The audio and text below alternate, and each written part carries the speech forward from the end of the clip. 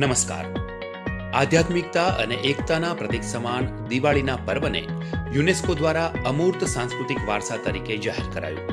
આ ગૌરવવંતી વાત સાથે વાચક મિત્રો આપ સૌ માટે પ્રસ્તુત છે ગુજરાત પાક્ષિકનો 16 ડિસેમ્બરનો આ અંક. કેન્દ્રીય ગૃહમંત્રી શ્રી અમિતભાઈ શાહે અમદાવાદ વાસીઓને ₹1,507 કરોડના વિકાસ કામો ભેટ આપી તેમજ અમદાવાદ શોપિંગ ફેસ્ટિવલનો પ્રારંભ કરાવ્યો હતો.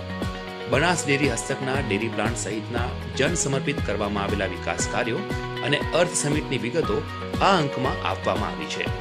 ગુજરાતે મુખ્યમંત્રી શ્રી ભૂપેન્દ્રભાઈ પટેલના નેતૃત્વના 3 વર્ષમાં સેવા, સુશાસન, સંકલ્પ અને સમર્પણથી સાધેલા વિકાસની વિગતો તો આ અંકમાં જાણશો.